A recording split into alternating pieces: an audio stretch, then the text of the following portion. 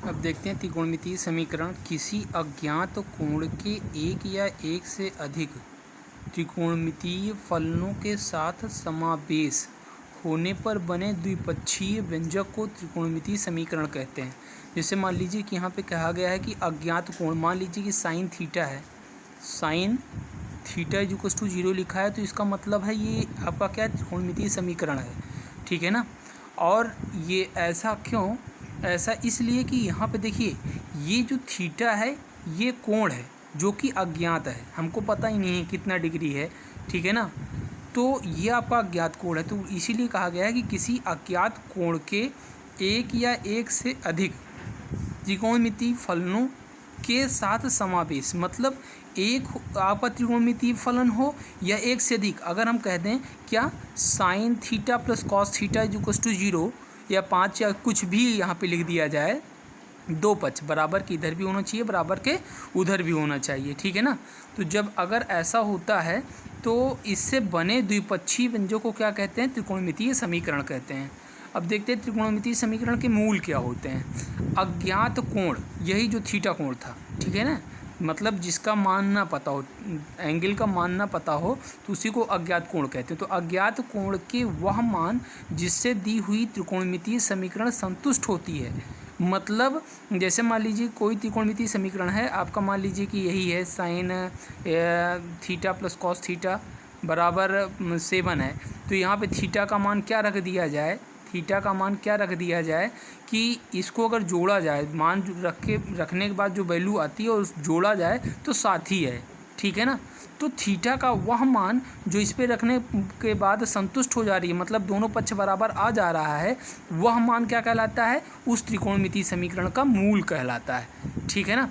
जैसे यहाँ पे देखिए साइन थीटा बराबर 1/2 है, तो थीटा का मान क्या यहाँ पे रखा जाए कि इधर 1/2 हो जाए, तो π/6 मतलब 6×18 30 डिग्री। साइन 30 का मान 1/2 होता है, यहाँ पे अगर थीटा के स्थान पे 30 डिग्री लिख दिया जाए तो ये दोनों बराबर हो जाएगा।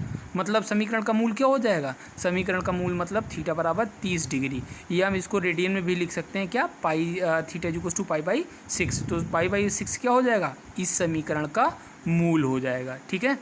अब देखते हैं त्रिकोणमितीय समीकरण के मुख्य हल क्या होते हैं। कहते हैं कि किसी त्रिकोणमितीय समीकरण के वे हल जो क्लोज इंटरवल 0 to 2π, मतलब 0 से 2π के बीच में स्थित हों। ठीक है ना, के बीच में क्या हो, स्थित हों, उसे ही हम क्या बोलते हैं, मुख्य हल बोलते हैं। मतलब 0 से 2π के बीच में जो भी वैल्यू आती है थीटा की, वो आपका क्या होता है, मुख्य हल ही कहलाता है। ठीक है। अब देखिए हम देखते हैं व्यापक हल क्या होता है। मुख्य हल के अलावा प्रत्येक संभव है कि व्यापक हल कहलाता है। ठीक है ना। जो संभव हो, मतलब देखिए यहाँ पे ये आपका, यहाँ पे ये जो 0 होता है ये आपका क्या होता है, π/2। ठीक है ना। ये आपका पाई होता है, ये आपका क्या होता है, ये आपका होता है 3π/2 और ये आपका होता है 2π। ठीक है ना। कहने का मतलब यहाँ से लेकर यहाँ पे अगर घूमकर यहाँ तक आएँ, अगर पहले चतुर्थांश, दूसरे चतुर्थांश, तीसरे या चौथे, चारों चतुर्थांशों में से जो भी मान आता है थीटा का, वो मुख्य हल कहलाता है। लेकिन ऐसा हो कि यहाँ पे एक बार घूमने के बाद फिर से घूमा जाए, कितनी भी बार यहाँ पे घूमा जाएगा, तो जो मान आएगा वो एक बार घूमने के बाद जब दोबारा हम घूमते हैं तो जो वो आपके सारे मान आते हैं, वो सारे मान आपके व्यापक हल कहलाते हैं। जैसे कि एग्जांपल है sine theta is equal to 0 है, तो sine theta is equal to क्या हो जाएगा, sine n pi. Sine n pi और n आपका कहाँ से बिलोंग करता है, इंटीजर से बिलोंग करता है। ठीक है ना।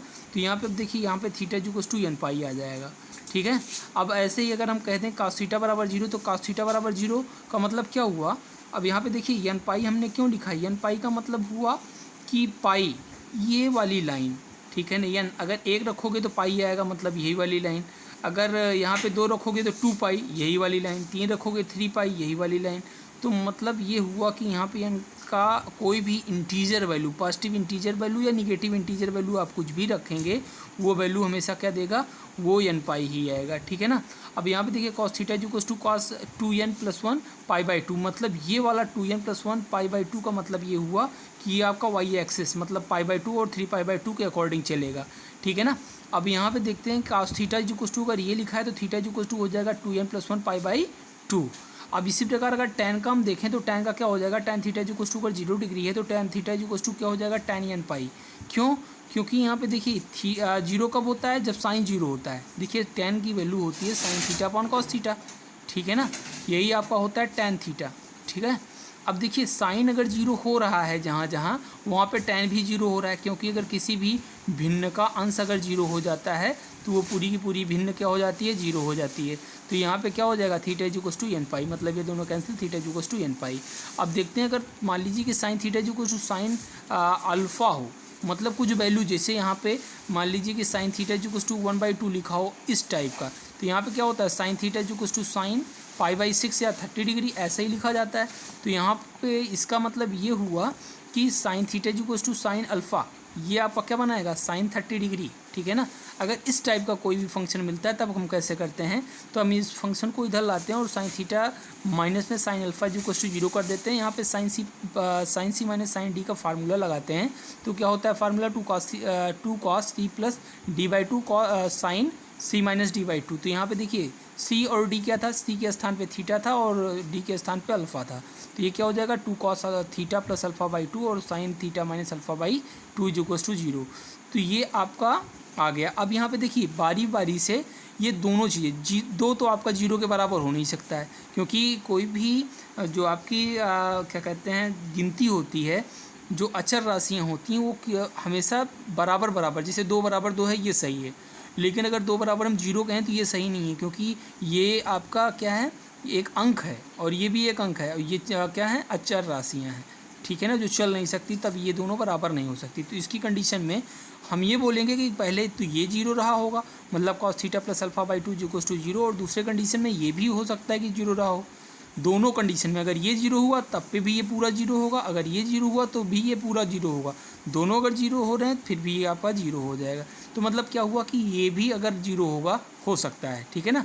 तो यहाँ पे देखिए cos theta plus alpha is equal to 0 है, तो यहाँ पे cos theta plus alpha is equal to cos 2n + 1 π/2 according to जैसे यहाँ पे चला गया था, कैसे कास के लिए, अगर cos theta is equal to 0 है तो cos theta is equal to cos 2n + 1 π/2 होता है। तो यहाँ पे ये क्या हो जाएगा, theta plus alpha is equal to 2n + 1 π/2। यहाँ पे क्या हो जाएगा, थीटा का मान आपका हो जाएगा 2n + 1 पाई माइनस अल्फ़ा। और इसी प्रकार अगर sine theta minus alpha is equal to 0 है तो sine theta minus alpha is equal to sine n pi. अगर इसको हम कैंसिल करें तो theta minus alpha is equal to n pi हो जाएगा, और यहाँ पे theta is equal to 2n pi plus alpha हो जाएगा। लेकिन थीटा की ये दो अलग अलग मान हैं, जबकि समीकरण एक है, तो इन सभी को हम कंज्यूम करके एक ही अगर फार्मूला देना हो तो हम कैसे देंगे, देखिए यहाँ पे थीटा इज इक्वल टू क्या हो जाएगा, n पाई प्लस -1 की power n alpha, n belongs to integer, ठीक है ना।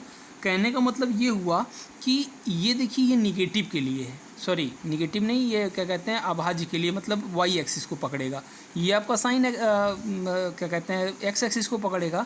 तब इस कंडीशन में क्या होने वाला है, अगर थीटा इज इक्वल टू मान लीजिए कि n इज इक्वल टू 1 हो, 1 क्या है, 1 एक विषम संख्या है, तो ये आपका विषम संख्या है, ठीक है ना, 1 एक विषम संख्या, अगर यहाँ पे 1 रखा जाए तो कितना आएगा, तो 1 2 2 1 3 1 4 4 पाई माइनस अल्फ़ा आएगा, 4 पाई माइनस अल्फ़ा।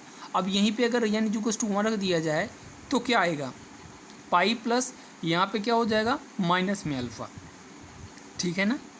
ये आपका क्या कहते हैं वो विषम संख्याएँ आएंगी, और ये आपकी सम संख्या है। अगर हम n के स्थान पे क्या कहते हैं सम संख्या लेंगे तो ये वाली कंडीशन को होल्ड कर जाएगा।